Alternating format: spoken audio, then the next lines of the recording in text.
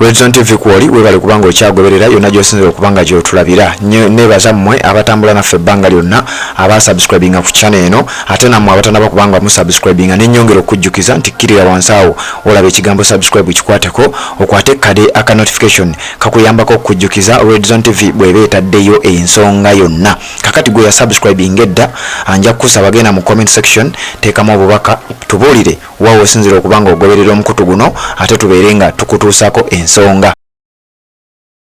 Ebbanga lyonna gwabadde agoberera omukutu guno tuzzenga tutegeka obanga tukuteerayo kye bayita opinion polls oba red zone polls bw'obanga obadde ogoberera ng'otera okukeberako mu community y'omukutu gwaffe guno ogwa Red Zone TV naddala gwe ali ku side eno eya YouTube nkakasa ozzenga olaba ebintu ebifaananako bwe biti tuzze tutegeka polls zino eza online ng'omuntu yenna okkirizibwa okujja okubeera ng'owendowoozayo okkirizibwa okubeera ng'ojja n'olonda ekyo ky'okkiririzaamu tuzze tutegeka okulonda okwenjawulo kuno nno si kwe kulonda okuli fayino si kwe kulonda okusembayo wabula zino opinion polls nti abantu bandirowoozezza batya oba singa gwe tugezaako okusiga ekifaananyi nti singa okulonda kubeerawo olunaku olwaleero wandironze otya ku nsonga ez'enjawulo ze tuba tukuleetedde. Tuleeta okulonda okw'abannabyafuzi abagenda okwesimbawo be tusuubira okubeera nga beesimba ku bifo eby'enjawulo. Tuleeta okulonda okukwata ku nsonga ez'enjawulo ezikwata ku bigenda maaso mu ggwanga Uganda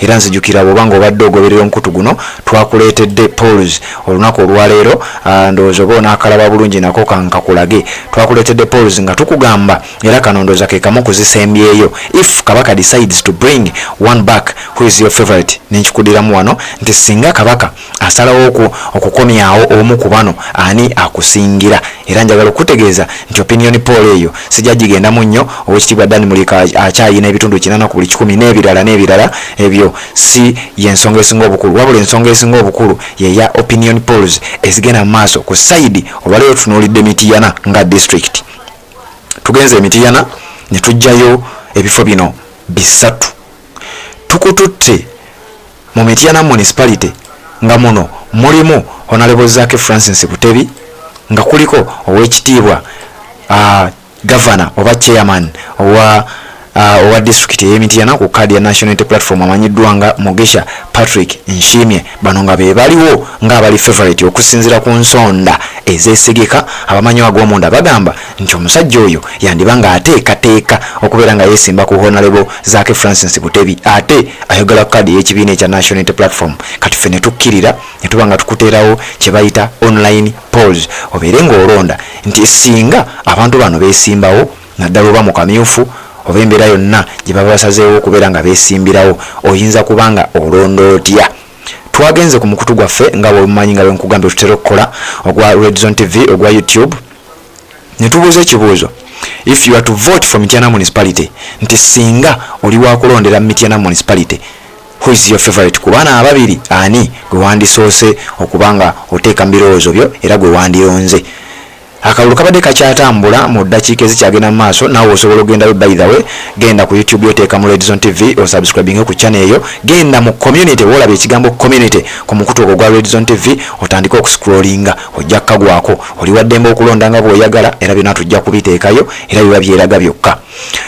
Abantu abali ku social media bagamba bwe twogerera nga Zaake ayimiridde ku bitundu 82 ku buli 100 ebyo bizze wetujjidde ku Red Zone TV wano okubeera nga tukuwa nga wobirabaawo abagamba nti Zaake gwe ntambula naye Zaake Francis Butebi nga kati yaliyo ng'omubaka wa National Unity Platform ate nga yalondebwa okubeera commissioner newankubadde omukulu Mathias Mpuuga alinga eyeeremezaayo. Zaake Francis Butebi ono yazaalibwa ng'ennaku z'omwezi 12 January 1991 era musajja munnabyabufuzi musajja mu businessman parliament ye11 agirimu ne parliament ye10 bwatyo yagirimu kakati ali ku kaadi y'ekibiina ekya National Unity Platform yawangula akalulu ako n'obululu obungi ennyo sijja kubanga mbigendamu ebyo naye nga wekinaba kyetaagisiza nja kujja mbere ng'ate mbikutuusaako bingi nnyo ebikwata ku Zaake tujja bikuwa kuba buno si bwe budde bwabyo.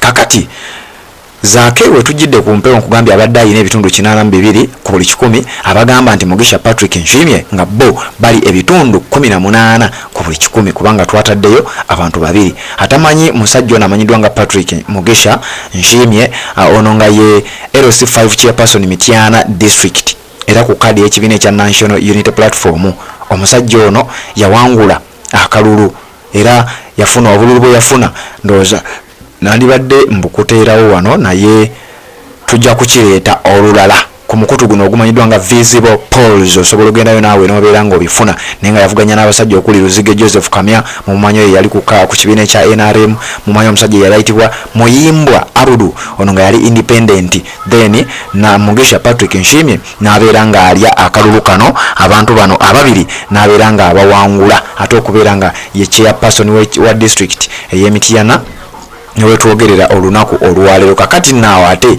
ne tuvaawo ku bantu abo ababiri, Mugisha Patrick Nshimye, Honorable Zaki Francis Butebi n'alabika nga yabadde nga favorite ng'awangudde akalulu kano. Kakati nga nkugambye nti tuli Mityana ne tugenda mu constituency emanyiddwa nga Busujju constituency. Kati nno naffe wano nga ku Red Zone TV naffe eyo gye tuva era atukiikirira yoyo golaba mu nkofiira emyufu amanyiddwa nga Honorable David Lukyamuzi Kalwanga. Kati wulira bano nno nabo tutaddeyo visible polls oba tutaddeyo opinion poll eyaabwe era nayo ngenda kuwulira nga bwetambudde otegeere ani abeetisse bano. Ojja kuba okitegeera bulungi nnyo nga obalaba abo bali basatu. Kuliko Honorable David Lukyamuzi Kalwanga ono nga yaliyo ng'omubaka akiikirira Busujju constituency era ng'ali ku kaadi ey'ekibiina ekya National Unity Platform. Saidi eri bali babiri, kuliko ali independent amanyiddwa nga Saulo Kalwanga. Kati nno ng'ono ate wa Luganda lwa Honorable David Lukyamuzi Kalwanga ono yeeyita ono Nyakana Saulo Kalwanga ono nga muganda wa Lukyamuzi David Kalwanga. Wansi awo yegoola baba muyita Honorable Vincent Nyanzi mu kalulu akawedde yalimu era ensonga lwaki mba muleeta mu nsonga eno era opinion poll eno gye tutaddeyo wano ku Red Zone TV bweti nayo bwesobodde okubeera nga ate eyitambula. Abantu abagamba nti Kalwanga waliwo n'abagamba nti Saulo Kalwanga, waliwo n'abagamba nti Vincent Nyanzi. Kati wuliriza tugenze ku mukutu era nga bulijjo nga bwe nkugambye otukola ku Red Zone TV ku YouTube ate nga ne ku Facebook osobola okukasangayo naawe era n'olonda.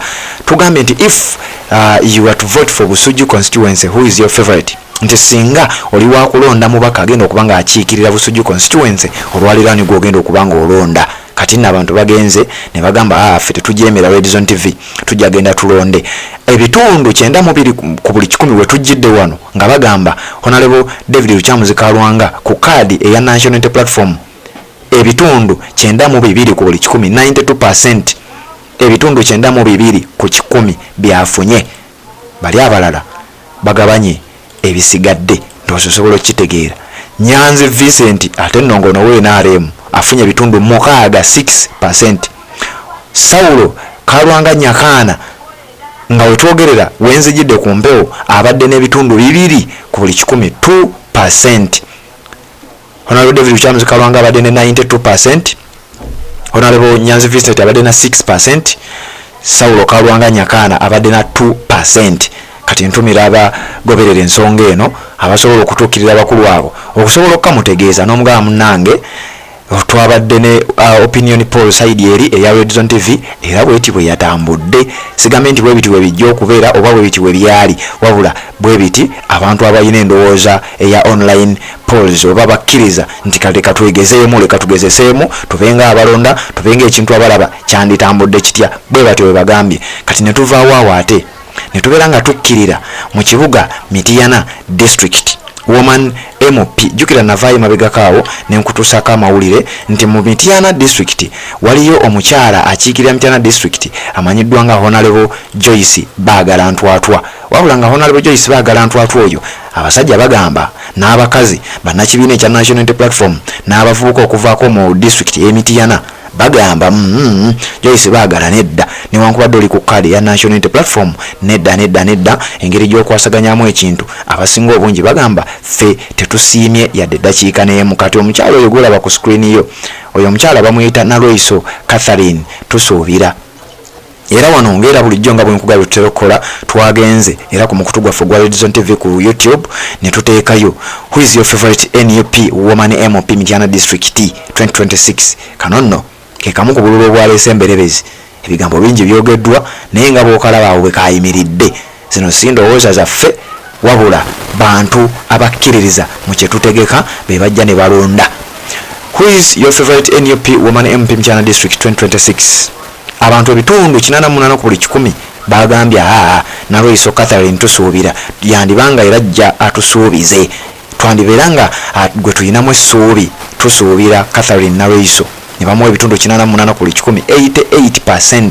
Then ebitundu ebisigaddewo 12 ku 100 ne bibeera nga bigendebwa Joyce Baagala Ntwatwa. Kyokka ng'ono yaliyo ate ku kaadi ya National Unity Platform bigambo bingi byogeddwa ku nsonga eyo naye sijja gigenda mu wabula njagadde nkuwe kye tuyita Red Zone Polls oba Opinion Polls naye nga zino za Red Zone TV. Kakati naawe oli wa ddembe genda osubscribinge ku Red Zone TV obeere nga naawe ogenda mu kye bayita community eya Red Zone TV osobola okukeberako awo ojja kubanga olaba kye bayita Red Zone Polls era ojja kulonda akalulu konga bw'onaakalonda tujja kawa ekitiibwa tujja kuba tukaleeta wano obeere nga ate naawe eddoboozi lyo lituuka. Joyce Baagala ono atamumanyi ye yawangula akalulu ka 221 ku kaadi y'ekibiina ekya National Unity Platform yawangula Honorable Judith Baagala Judith Nabakooba gwe yawangula ono nga biseera ebyo yali Minister wa ICT nga kati wetwogerera Minister avunanyizibwa ku nsonga ez'ettaka Minister of Lands. Kakati wetwogerera Opinion Polls ffe tetwamutaddemu kubanga oyo ye tetumanyi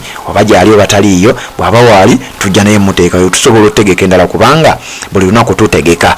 Then akalulu gwe kati wekatambudde ayagala okulonda nnyongera okutegeeza nti ekintu kino tuli mu kuteekateeka kulaba nga tukyongeramu amaanyi tukyongeramu science ate no kikyusaamu.